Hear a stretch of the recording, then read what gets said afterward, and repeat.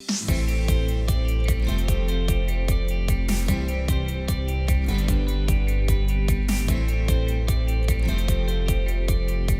to kick things off, I'll share what Jerry Scazzaro from Emotionally Healthy Leader says are the 4 characteristics of unhealthy expectations. She says they are unconscious, unrealistic, unspoken, and unagreed upon. So, if an expectation is any of those 4 things, it means it is not a healthy expectation. So often, our expectations for our spouse are one, if not all 4 of these things, which is a huge problem.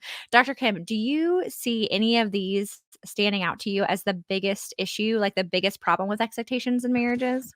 It's a really good question, and I totally agree with her. I think she's right on that. Uh, I'm gonna say unspoken because I think what I see, even in marriages that are pretty good, there's still that chance of the unspoken expectations. It's when we meet, I have an expectation of Nancy, and I don't tell her what my expectation is, so she can respond and say that's valid or not. And I get mad at for not doing what I thought she was going to do. And I think that's when I would see probably more in the counseling room of just a couple, one or the other, expecting the other person to do something. They don't do it, but they've never communicated that. And because whether it comes from roots of family of origin, previous relationships, whatever it is, they have that expectation. And, I remember a couple one time and she would get so mad at him for not mowing the lawn on a regular basis because her dad did. She never told him that, but he would notice. He kind of figured out after a week passes, she gets really irritable with me. And then he would, he was always saying, well, I got to mow the lawn. And so he'd maybe do it a day or two late. And finally she said, why do you wait? Why? And he said, well, why didn't you tell me? And so he said, I can do that. You want mowed every Friday? I can do that. So it's interesting how we have those and where they come from, but then how that can affect our marriage relationship.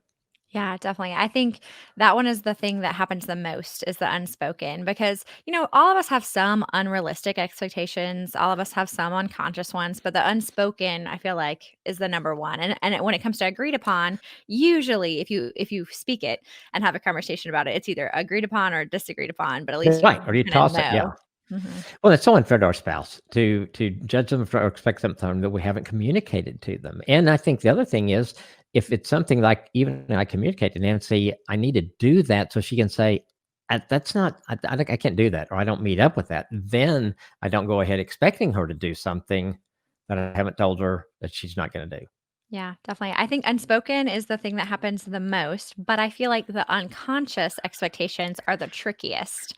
Unconscious expectations are the most confusing and complicated to me because I feel like we end up creating new and imaginary problems for ourselves when we aren't self aware enough to know consciously what our expectations are. So you end up getting upset because of an unconscious expectation. And instead of investigating wisely what went wrong, we then just make up new reasons to be upset and we end up lashing out at our spouse, which is not fruitful because now you have imaginary issues on top of your unconscious issues that you aren't aware of.